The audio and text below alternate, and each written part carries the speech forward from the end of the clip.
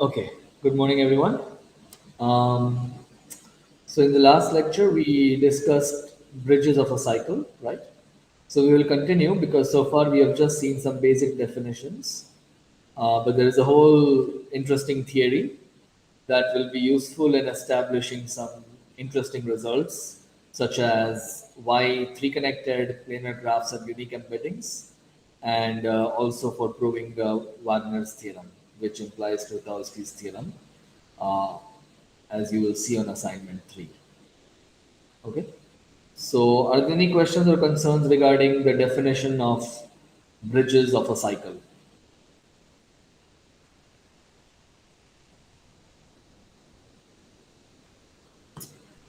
Okay. If not, I just want to start by mentioning that typically, if you see the word bridge in a random graph theory source, it means a cut edge.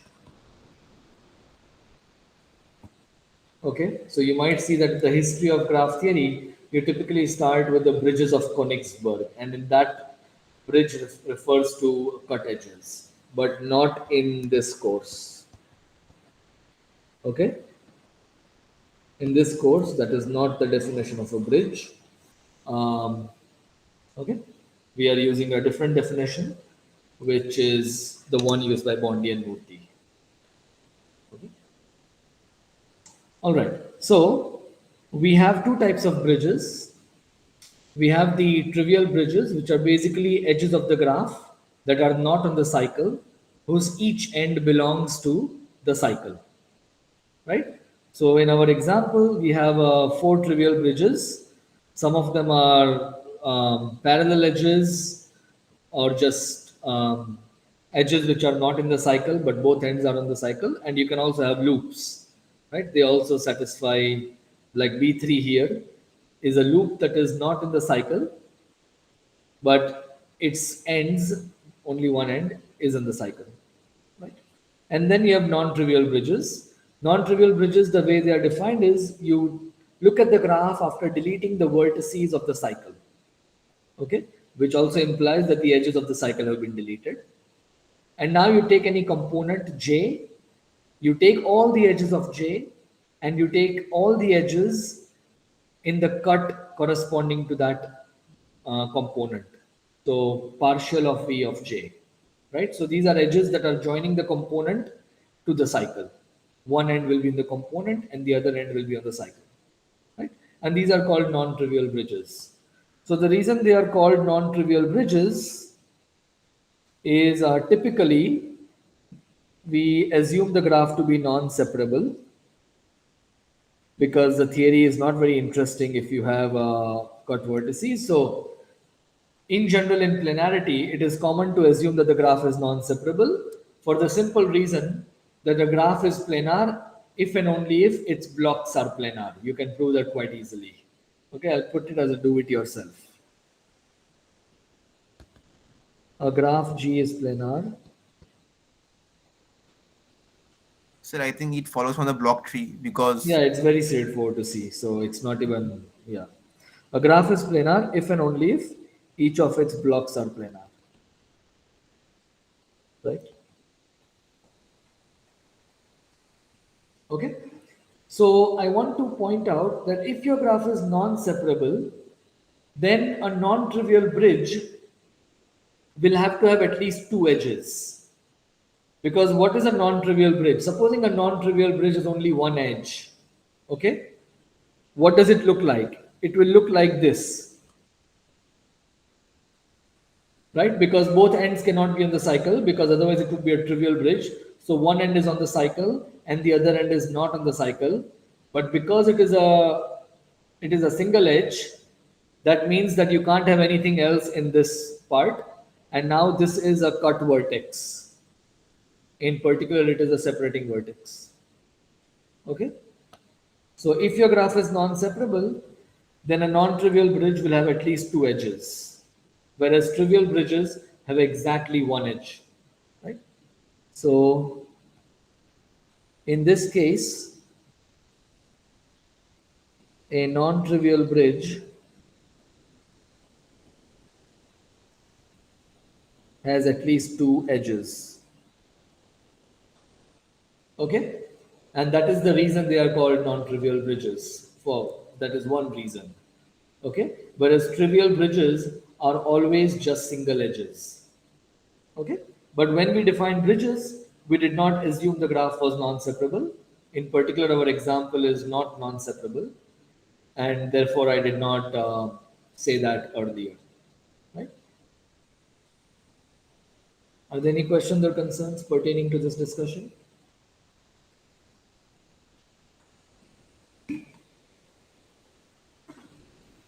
Basically, sir, in this example, vertex 3 is the separating vertex. So it is not Yes. non-separable. So the graph is non-separable. Okay. The graph is not non-separable. It Yeah, is the graph is separable. not non-separable. Yeah. Right. Yeah, yeah, Exactly. yeah. Right. Yeah. Vertex 8 is also a separating vertex. Okay. Good. All right. So why do we care about bridges?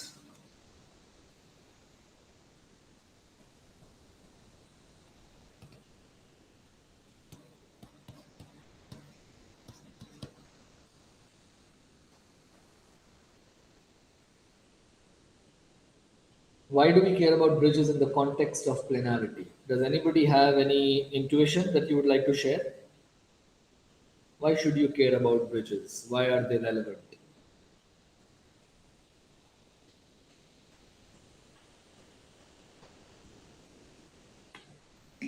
Sir, I have a just. Mhm. So we can say that G is planar. If G is planar, okay. No, no. I am saying suppose G is a graph and C is a cycle in G. Mm. So we know by definition what are the bridges of C with respect to G. Means what are the bridges of G with respect to the cycle C. Bridges of C, bridges of G with respect to cycle C. We can say that G is planar if and only if every bridge is planar. If and only if, that is not a true statement, but one direction is true. If the graph is planar, then every bridge has to be planar. Why is that true? Because basically every bridge is a subgraph of the original graph. Yes, so because every subgraph is planar, every bridge has to be planar, but the other direction is not true. You can make simple counterexamples. Okay, means you are Okay? saying that provided that every bridge is planar, G may not be planar. Yeah, G may be planar. Okay. yeah, take K5 and take a 3 cycle as your cycle, and now the bridge will be planar with respect to that, but the graph is not planar.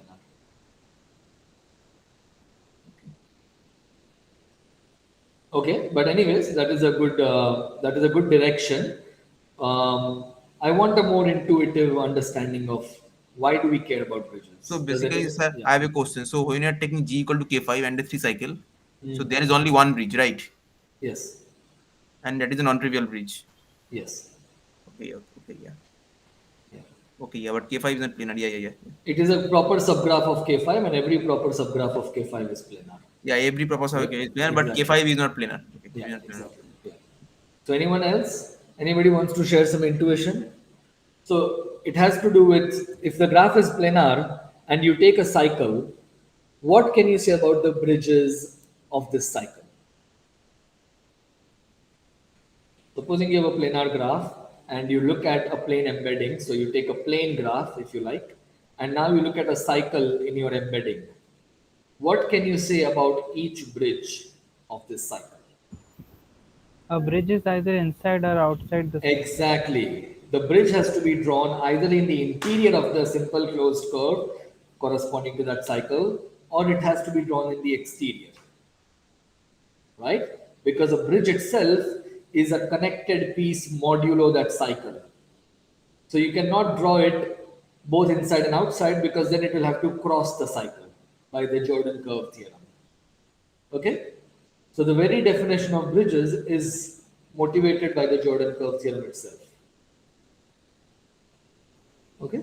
So the point is that in if G is a plane graph, so let's say G is a plane graph and C is some cycle which is corresponding to a simple closed curve, right?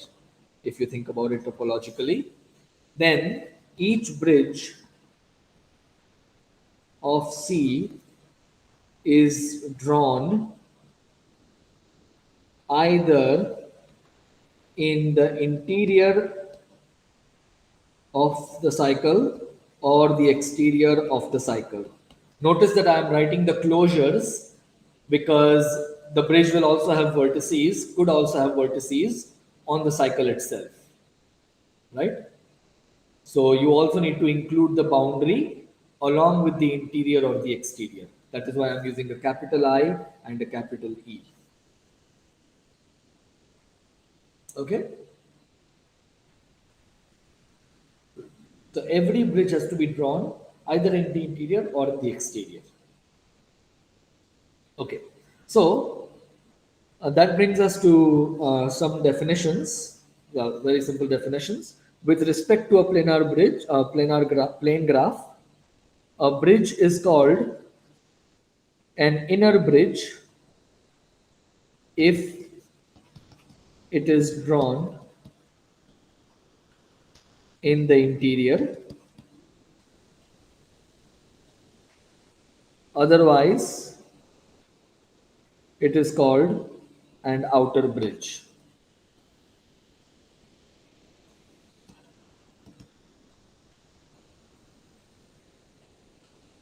Okay, to give you a quick example. Basically, Now, yeah, so go basically ahead. this concept of inner bridge and outer bridge, they're all defined with respect to a plane graph.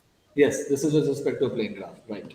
Because if we change the plane graph, keeping the cycle fixed, the inner bridge and outer bridge will change. They could change, yeah. They could So change. They could yeah, change. so Okay. we are looking at with respect to a fixed plane and planar embedding, right? So here you have some two inner bridges, and let's say I draw one outer bridge, something like this. Maybe I'll make it more complicated. Okay. So if you look at the blue colored cycle, this is the plane graph, right? You have one inner bridge B1, another B2, and a third one B3. I have drawn all non-trivial bridges. Let me put one trivial bridge. Oh, okay, maybe color. So supposing I want to put a edge like this, that would be B4, and that is an outer bridge as well. Okay. So in this example, B1, B2 are inner bridges and B3, B4 are outer bridges. Okay? So that's one of the main reasons we care about bridges. Okay? All right.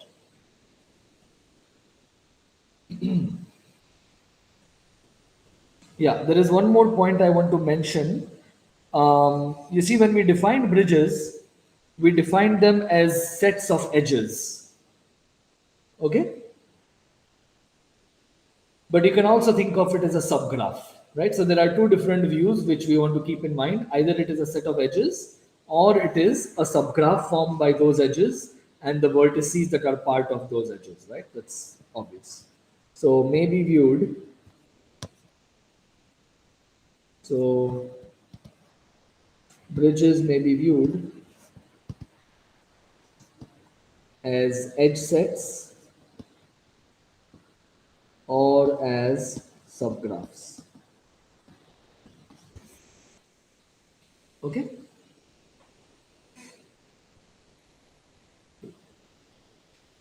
All right. So now I want to ask the following question. Supposing you have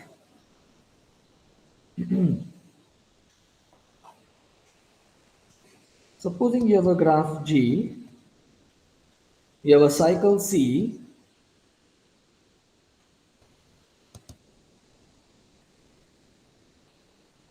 and let's say with respect to the cycle, I am looking at two bridges. Okay, so I'm going to make an abstract drawing here. Let's say I'm looking at some red colored bridge and I'm looking at some green colored bridge.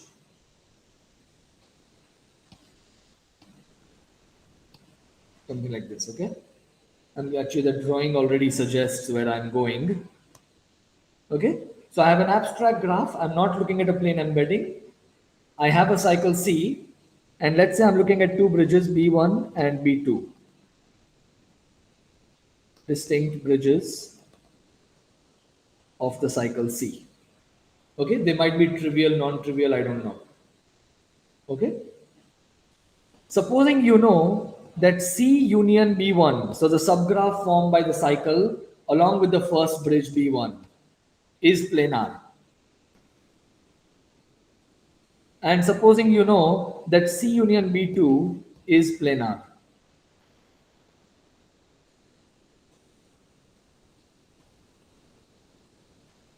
Okay? Supposing both of these graphs are planar. And you might think that I'm going to say, okay, when is the whole graph G, which means C union B1 union B2, when is this graph planar? Right? But that's not the question I want to ask.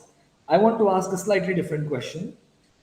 Under what circumstances can I get a planar embedding of C union B1 union B2 so that both B1 and B2 are drawn inside the cycle? When can we get a planar embedding of C union B1 union B2? This may not be my whole graph. I'm just looking at this part of the graph. Okay? Such that both B1 and B2 are inner bridges with respect to the simple closed curve, which is a cycle C. When you look at the vertices in the cycle, let's say joining bridge one in the Yeah. line, and if there Your is voice no is vertices, cutting off a bit. Your voice is not very clear. Basically, the partial of B1 and B2 should not intersect. Should The not edges, yeah. intersect. The edges. Yeah. So what exactly do you mean by should not intersect? I mean, yeah. So if the cycle is say V1, V2, V3, V4, Hmm. and bridge B1 is connected to V1 and V3, and B2 is connected to V2 Right. and V4. Okay. So you are giving a specific example. So let's look at the specific example you're saying. We will actually come to this more later. Supposing you have four vertices like this: V1, V2, V3, But V4. sir, I have a question. So even if Uh-huh. partial of B1 and partial of B2 intersect, in some cases it may be possible that we can get a planar embedding of C union B1 union B2. I think what is not clear is what do we mean by intersect here? Because if you look at partial of B1 and partial of B2 as edge sets, they are going to be disjoint. There is no way the edge sets are going to intersect. So I think you are referring to some I kind mean of by crossing. intersection, sir, by intersection, I mean there is an edge with one endpoint. Say the edge is UV, by U in vertex set of B1 and V is in the cycle, and another edge WV, for W in vertex set of B2. So basically, those two edges are sharing their common endpoint on the cycle because as vertex sets B1 and B2 they are disjoint. Yeah, I feel that's that the arcs formed by the vertices in the cycle, they shouldn't intersect. Like, if right. you're able, yeah. Okay. So we are getting to it. So there are multiple answers here. None of I and what Rajat and Krishna are saying are kind of getting on that track. So supposing you have a situation where you have one bridge. So I think what Rajat is saying is you have one bridge which has these two vertices like this, and you have another bridge which is joined to these two vertices. Is that what you're saying, Rajat? So So it I will be. wasn't saying anything. I think it was coupled. Oh, okay. Oh, okay. It was Kapil. Sorry. I think Kapil was mentioning Yeah, this something is what along I these- mean. So Right. yeah, my intention was same only. Means the Right. arc Okay. should not. So arc this should be is different. this is a bad situation. I'll just call it a bad situation. Okay. Right. In this case, you can't draw. You can't get such a planar embedding. Okay. This is actually one of the possibilities, but there is actually some other possibility which might happen. We'll come to that later. But first, I want to think of it slightly differently, which I think is what Krishnan is suggesting. Look at the segments of the cycle induced by any bridge. So I need to write down the definition. So if you look at the bridge B1, in this drawing, you get three parts of the cycle. This is one part, this is another part, and this is a third part. Okay, I'm going to write down the formal definitions in some time. And what you're saying, I think, is that all the vertices of B2 which are on the cycle, they belong to exactly one part. Is that where you were going, Krishna? Or was it someone else? Yeah, something like that. Okay. Yeah. Okay, good. All right. So that is actually exactly where I want to head now, but we need some definitions. But Okay? I think, sir, Yeah, what okay, go ahead. Krishnan said, I think in that case, indeed we can get a planar embedding. But That's exactly what he's saying. Right. That is the question. When can we get the planar embedding?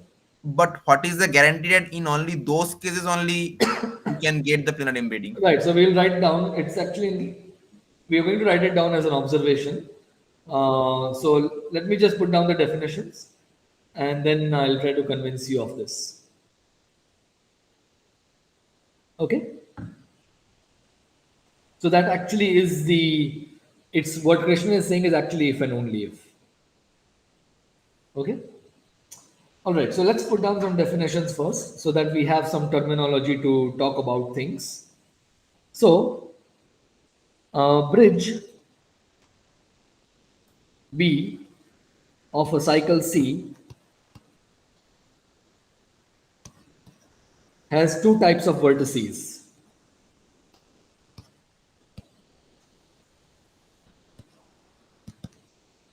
The vertices which are on the cycle, these are called the vertices of attachment. Vertices of attachment. These are exactly the vertices of the bridge which are on the cycle.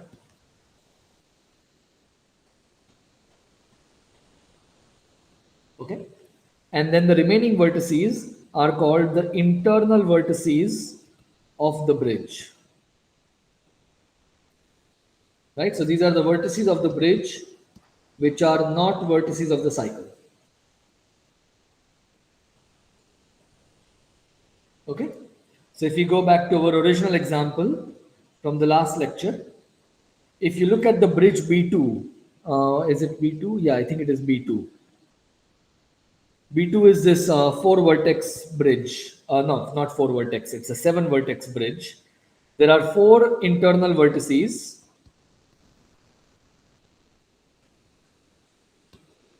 And it has three vertices of attachment.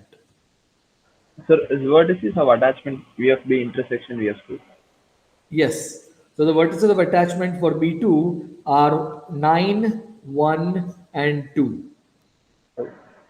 I think I've written union. I'm not sure. Can you scroll? Okay. So, Oh, sorry. right. I saw it wrong. Sorry. Okay, My bad. okay, fine. Yeah, no problem. Okay. So this bridge, it has seven vertices. Four of them are internal vertices, and three of them are vertices of attachment. 9, 1, and 2. Okay. Good. All right.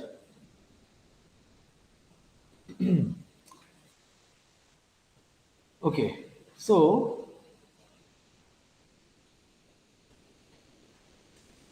So basically, we are taking the yeah, segments induced by the internal vertex of a particular bridge. exactly. And what Christian is saying is that the vertex, internal vertex, means the set of all internal vertex of the second bridge must lie in exactly one of those segments. Not internal attachment. Attachment, yeah, means the Attachment. set Yeah, of all yeah. attachment vertices of the second bridge, that is Exactly. B2, must lie in exactly one of Exactly. those segments. Yeah, Exactly. must lie in one Right. of those segments. Okay. Then only the So graph will let's. have planar embedding in which B1 and B2 appear Yeah. interior of C. Right. Right. Yes. Okay. So supposing this is your cycle C, okay, and I'm looking at one bridge right now, okay. Let's say its vertices of attachment. I'm looking at them, okay. Now what this does is it breaks your cycle into some number of pieces. These are paths, okay. So these paths, so it doesn't really break it because these paths share vertices, but you kind of get where I'm going. So these paths that I'm drawing in blue here, this is one path, this is a second path.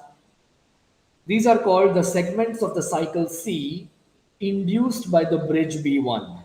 Okay? It kind of makes sense if you think about the terminology. It kind of tells you what it means. Okay? So what are the segments of C induced by B? Okay, here our same setting, C is a cycle, It will be B1, and sir. right, B1. By B1. So let B1. me actually change it to B. Okay, good. Okay. So the B is a bridge of cycle C. Okay, so what is a segment of C induced by the bridge? And again, I'm going to assume that there are at least two vertices of attachment. So maybe let me assume that G is a non-separable graph. So then every bridge will have at least two vertices of attachment. Okay? So you can't just have a loop which is one bridge by itself. Okay? So now the segments of C induced by B is any path of the cycle C whose both ends are in the vertex set of B, which means there will be vertices of attachment, of course, and whose internal vertices, so I'm referring to internal vertices of the path, okay, do not belong to B. Okay, so it is any path of the cycle. So this is one path P1. Its ends are vertices of the bridge, and the internal vertices of this path, if any, they are not on the bridge. Okay, so this is another segment of C induced by B.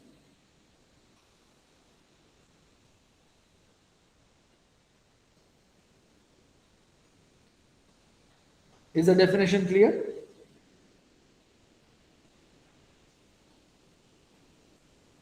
And now the claim is that if the two bridges can both be drawn inside, then all the vertices of attachment of the second bridge, they will have to belong to exactly one segment with respect to the first bridge. That is where we want to get. Okay? So we need more terminology. Okay? But is the definition of segments clear here?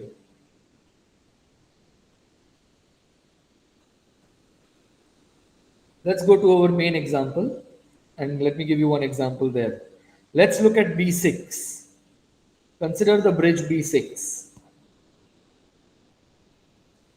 Can anybody tell me how many segments of the cycle C are induced by the bridge B6 in this example? It will be 5, right?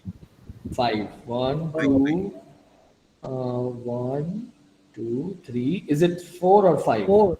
I 4. I yeah. see 4. So the vertex 4 is not the part of B6. Vertex 4 is exactly. So 3 to 5 is one segment here. 5 to 6 is another segment. 6 to 7 is another segment. And then the whole path from 3 to 7 going on the other side. Yeah, it would be 4. Actually, I missed Okay? it from the Yeah, drawing. it's because of the drawing being misleading. Yeah, the drawing is Okay? misleading. So B6 induces 4 segments on the cycle C. Okay? Does everybody see that? Yeah. Good. All right. In particular, if you have k vertices of attachment, you will have k segments. Does that make sense? If B has k vertices of attachment, then it induces A segments of the cycle C, on the cycle C, whatever. This is an observation.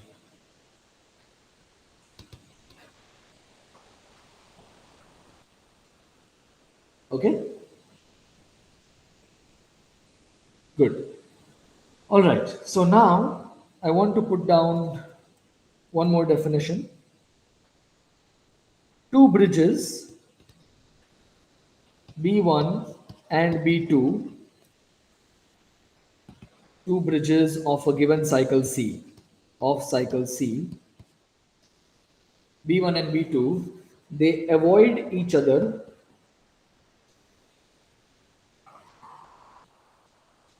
if all vertices of attachment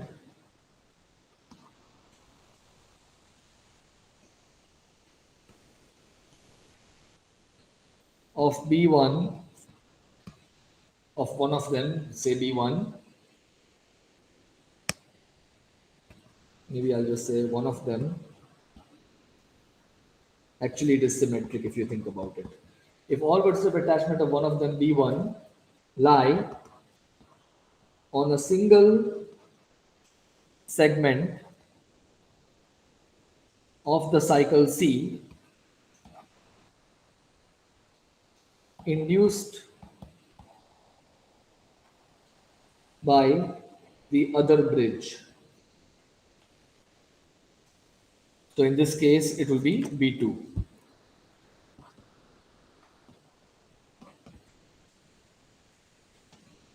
Okay? If this does not happen,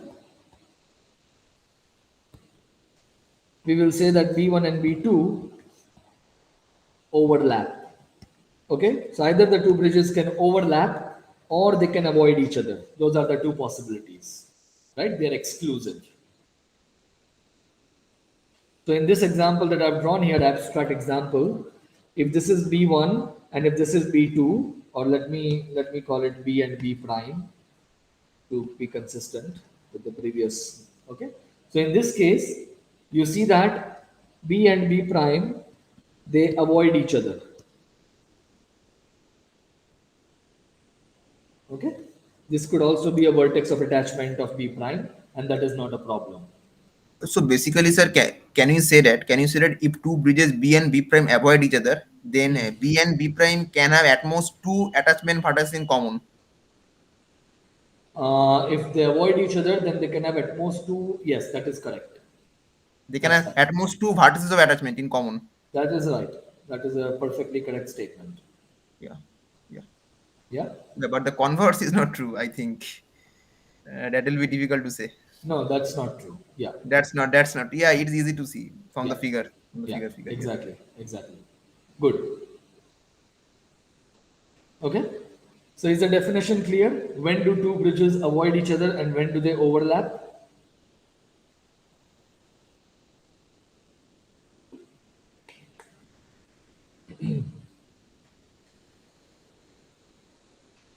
Okay. So in this example that we previously classified as a bad situation, right? You see that the two bridges, if you call this B1 and you call this B2, in this case, the B1 and B2, they are not avoiding each other. So they are overlapping bridges. Okay? And if they overlap in your planar embedding, you have to draw one bridge inside and you have to draw the other bridge outside.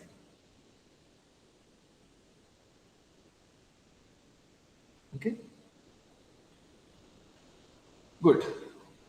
So I want to Sir, I write have a down. question. Yeah, go ahead. I have a question. So you Yes. said that if two bridges overlap B1 and B2, then we must draw one bridge inside and the other bridge outside.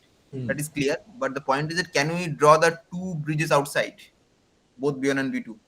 No, because the inside and outside are symmetric, right? I mean, if you can't draw both of them inside, you also can't draw both of them outside. Yeah, Right? it is symmetric. Yeah, It is exactly. symmetric. Although it doesn't look like that, if you draw on the sphere, it is clear. So basically, we can say that exactly one of B1 and B2 should be inside. Yes, exactly one will be inside and exactly one will be outside. Okay, fine. Okay, good. All right, so I'm going to put this down as an observation.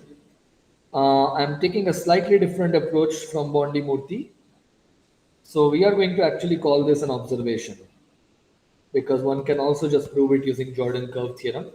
And I won't write down the formal proof. I'll just give it to you by intuition, right? But you can take a look at Bondi Murthy if you want a different way of looking at it. So the claim is that if you take a plane graph,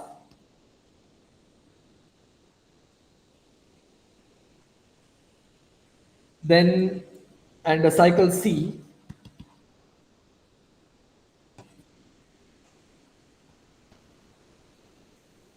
then the inner bridges, so the bridges that are drawn inside the cycle, they avoid each other, and likewise the outer bridges avoid each other. Sir, I have just a question here in Yeah. this comment. Yeah. So when you are saying that inner bridges, so the definition of avoid and overlap we have defined for exactly two bridges. Right. So if there are more than two inner bridges, then Right. So what I mean is pairwise. pairwise, yeah. I mean the inner bridges pairwise avoid each other, and also the outer bridges pairwise Yeah, we avoid. have only defined it for pairwise, so I'm applying it in that way. Yeah. Right. So any two inner bridges avoid each other. That is one way to think about it. Okay. But Right. sir, So yeah, go ahead. I still have a question. So Yes. suppose Go there ahead. are three inner bridges, say B1, B2, B3, exactly three inner bridges, B1, B2, B3, Hmm. in the particular planar embedding, and we know that the pairwise avoid each other. Hmm. Okay, so if two inner bridges avoid each other, then it is quite clear from the figure that we can have a planar embedding. Hmm. But if three pairwise avoid each other, then how can we guarantee ensure No. that? So you are reading the statement wrong here. This statement is not an if and only if statement. First of all, it is one direction. Okay, fine. Okay, so we are taking a plane graph and we are saying that in this case, all the inner bridges, any two of them have to avoid each other.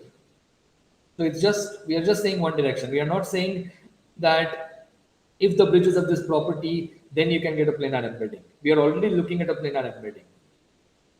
Okay, Okay, yeah. right?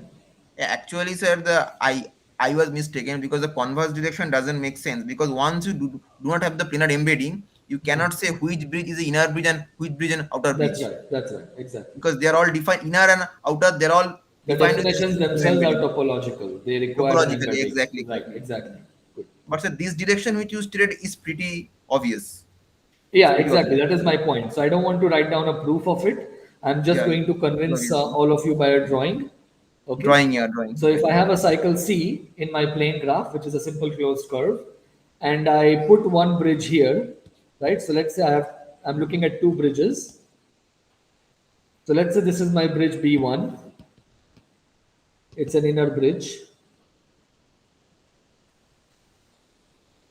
So it is fairly intuitive, right? That basically for any other bridge, I have to either draw it here or I have to draw it here, here, or here, right?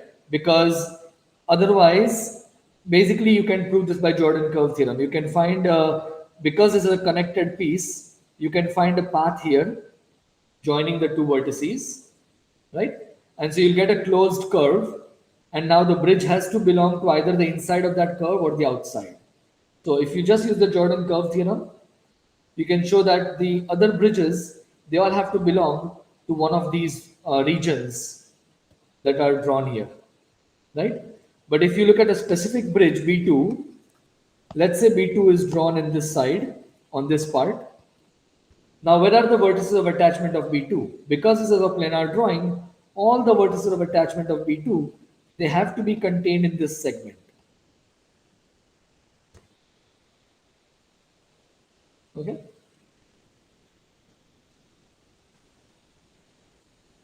So I'm just going to state this as an observation. Bondi and Murthy take a different approach where they first prove another theorem and then use it to deduce this.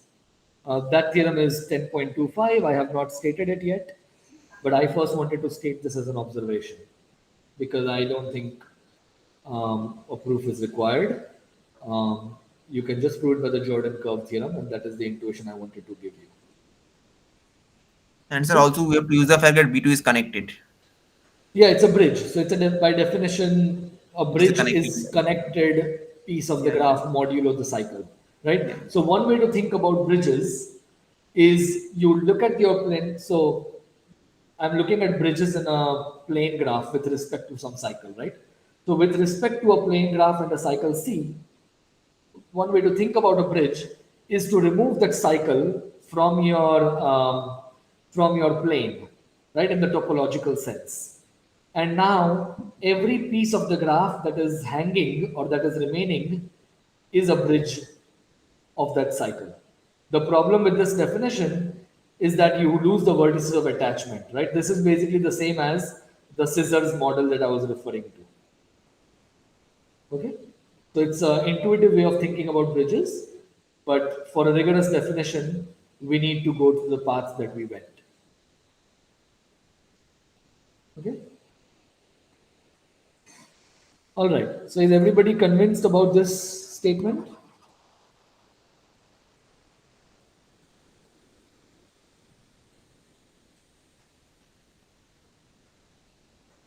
Okay. All right. So that's one thing. Let's see how much time we have. We have another 5-10 minutes. Okay. So maybe we have time for some definitions. So I want to ask another question. So this way of thinking about overlapping and bridges that avoid each other, overlapping bridges and bridges avoiding each other, is there a different way of thinking about it? Can we find an alternative characterization of these definitions?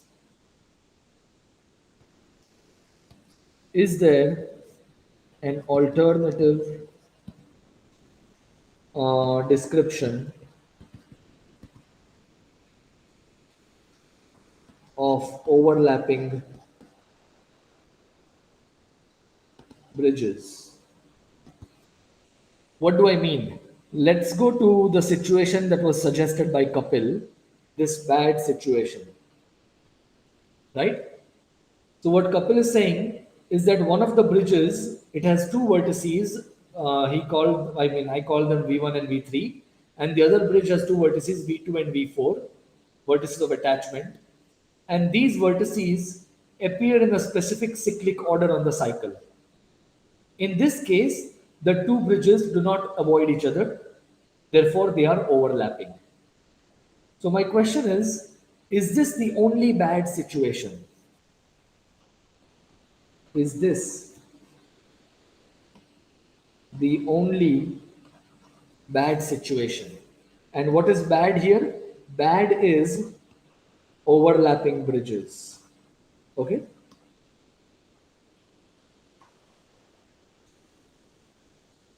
Maybe I don't need to put double quotes. We have defined it. Is this the only way two bridges can overlap? That's the question I'm asking. Or is there another way for two bridges to overlap? Okay? So, turns out there are two possibilities. There are at least two possibilities, and then we will prove that these are the only two possibilities. So one possibility is what Kapil said. You have two bridges, so you have a cycle C, and you have a bridge B1,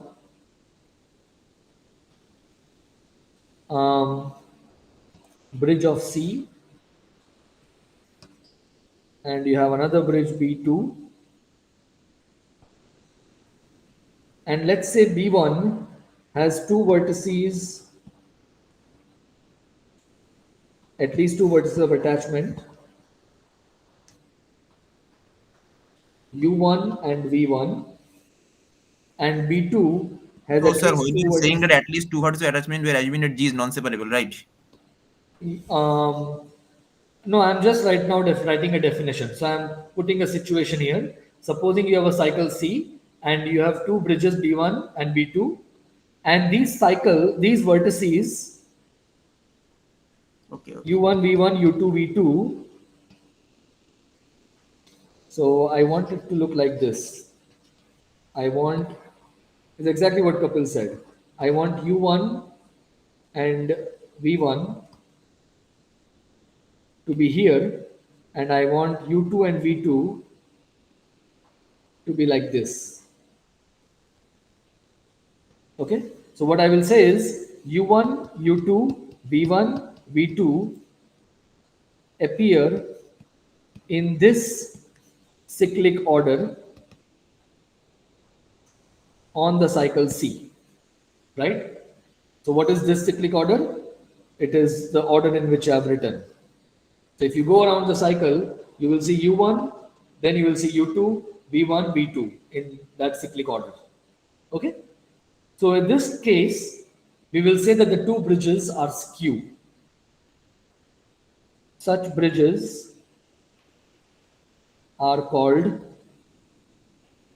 skew bridges.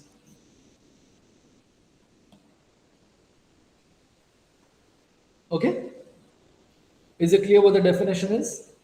We have a cycle C, we have two bridges, they have vertices of attachment, at least two each of them, and these particular vertices of attachment, they appear in a particular cyclic order as I've mentioned on the cycle.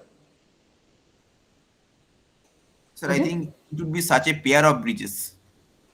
Yes, such two bridges, yeah, such a Such pair two of bridges. bridges. So here in this example, B1 and B2, they are two skew. Yeah, Means the pair B1 comma B2, the pair B1 comma B2 is a pair yeah, of that's what I mean. Yeah, pair I'm of talking skew. about two bridges here, right? Yeah. So these two bridges are said to be skew bridges. Okay.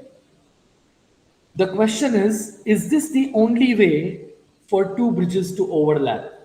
Clearly, B1 and B2 overlap. You can check the definition. You cannot find any segment of B1, any segment of the cycle induced by B1 which contains both the vertices of attachment U2 and V2 of the bridge B2, right? And by symmetry, the other side also holds. Okay, so it is quite clear that if two bridges are skew, then they overlap.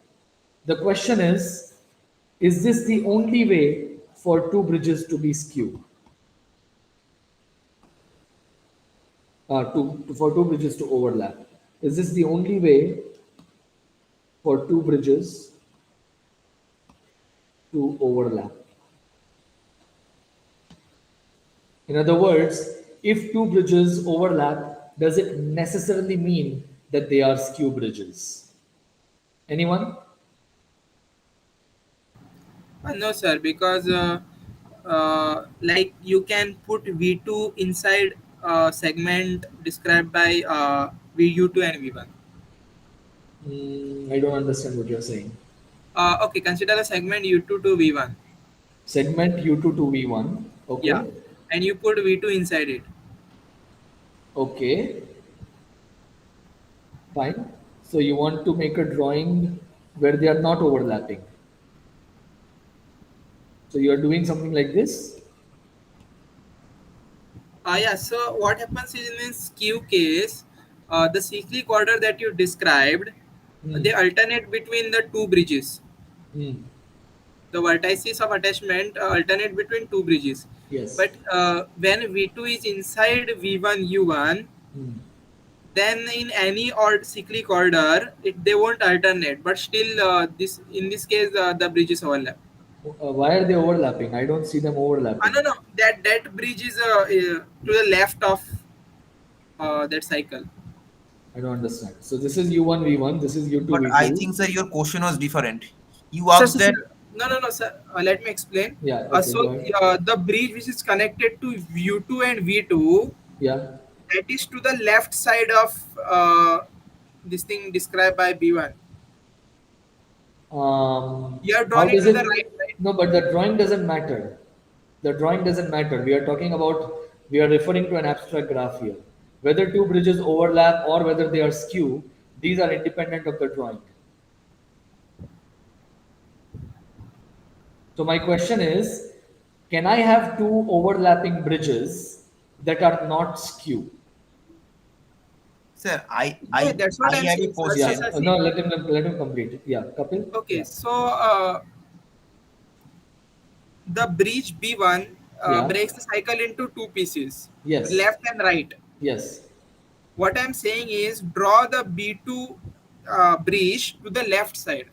No, but that doesn't change the definition, Kapil. If I draw B2 here, so if Yes. B2 is this and I put That means like this, they both will overlap, right? no, that is not the definition. You are missing the definition here. The definition is completely graph theoretical. It is not topological. What does overlapping mean? It means that the two Okay, bridges got it. don't, yeah, you get it? Okay, okay, Right? got it. Yeah, so the drawing has nothing to do with the definition. Okay? I see. Good. Okay. Okay. So yeah, Aranya? Yeah, so basically overlapping avoidance, they are all graph invariant, first of all. Yeah, that's graph invariant. That's what I'm saying. Yeah. Graph invariant. So Yeah. you are asking that whether overlapping implies skew. Right, exactly. Does it imply skewness? Yeah, but sir, I have a question. So the definition of skew is not properly clear to me. So in the sense that B1 and B2 both have at least two vertices of attachment. Okay. Yeah, yeah. So when you are saying that B1 for B1 it is E1 V1. So are we saying that E1 V1 they are the only vertices of attachment No, of no, B1? no, no, no, no, no. Okay. So B1 it and means I have B2 each have at least two vertices of attachment, U1 V1 and U2 V2 respectively, such that these four vertices of attachment, I am not looking at the other vertices of attachment. The bridges can have hundreds of vertices of attachment. But if I look at these four vertices, they appear in this cyclic order on the cycle. Okay, okay. So Is the basically, definition a clear? pair of yeah. So I am repeating once again. So a pair of bridges B1 and B2 is said to be skew bridges if there Yeah, exist two vertices of attachment yeah, for yeah. B1, B1, B1 and B2, Exactly. B2 such that Yeah, those vertices will appear in a particular cyclic order. yeah, yeah. So the basically the definition of skew bridges is also graph invariant.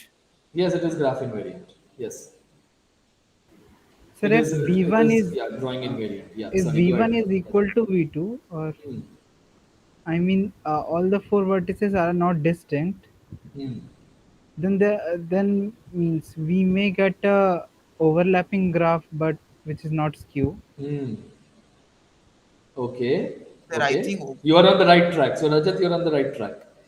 sir, I think I have So got the yeah, argument why okay. overlapping implies skew. No, that is actually not true. So it does not imply skew. Sir, like I still haven't fully got the definition of skewed. Okay, Like, the thing is, bridges can have greater than two vertices of that's right. attachment. Right. So, what are the four vertices that you want to appear in order? Like, Right. So in fact, I think I should say one more thing. I think I made I made a small mistake here. There is a small mistake here. I should say that these four are distinct. So none of them are the same. First of all, these four are distinct. Okay. So I should have included that. Sorry about that. So I have a cycle C. I have two bridges B1 and B2. B1 has at least two vertices of attachment, U1 and V1, and B2 has at least two vertices of attachment, U2 and V2, such that all the four are distinct. So I have four, I'm looking at four vertices of attachment here, two of B1 and two of B2. Okay? And these four vertices appear in this cyclic order on the cycle. So you first have a vertex of attachment of B1, then you have one of B2, then you have one of B1, and then you have one of B2. Right? uh, like so, there can be any two vertices of attachment, right? Yeah, there are at least two in B1 and at least two in B2. So you're picking any two, and Exactly, exactly. so Right. then from B1, like you can just add another V naught in between U1 and U2, right? But it doesn't change that they are skew. If you can find four such vertices, then the two bridges are skew. So by adding more things, Okay, okay. yeah, yeah. Okay. Yeah, so I apologize. The definition was written in a way that it became a bit confusing, but I will clarify it again. in the But next sir, lecture. I have Yeah. an argument. Can I just proceed for overlap? Whether overlapping Okay, so let me implies Q or not? conclude the lecture because we are way above the time here. So the lecture is officially over, and I want everybody to think about this question. Is this the only way for two bridges to overlap? Okay? And I'll tell you that the answer is actually no, and I want you to find an example where this happens. So the question is find an example.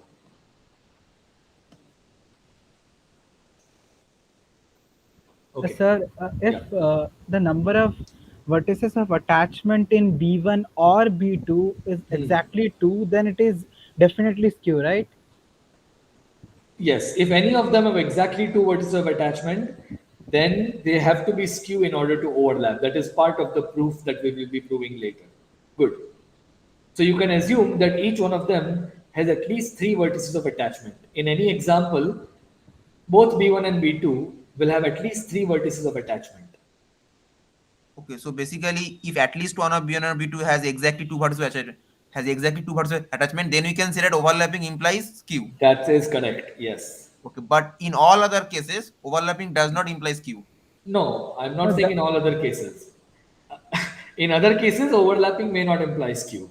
Okay, so basically there will exist some case, some other case where overlapping will not imply Q. Exactly. I want you all to find that case.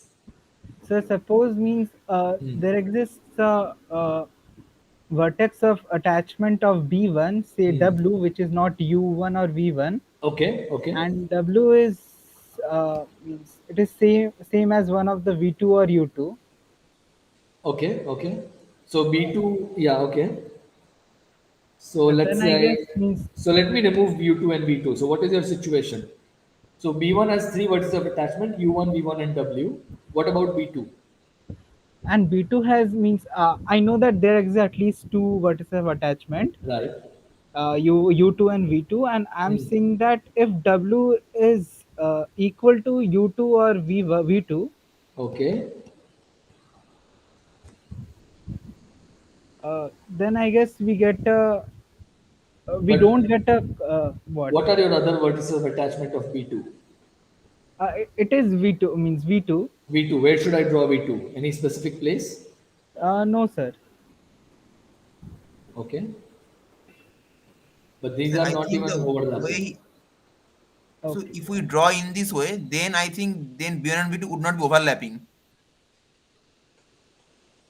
Yeah, they are not overlapping right now. Yeah. Right now, the way I've drawn, B1 and B2 avoid each other. So you're on the right track, but you need to complete this to the example. Okay? So one observation that someone made, I don't know who it was, each bridge will have at least three vertices of attachment.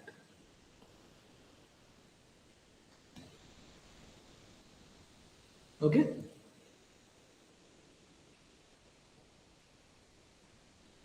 Good. Anyways, so think about it. Are there any other questions or concerns? I think I'll stop recording now. We are way above the time, so let me stop recording.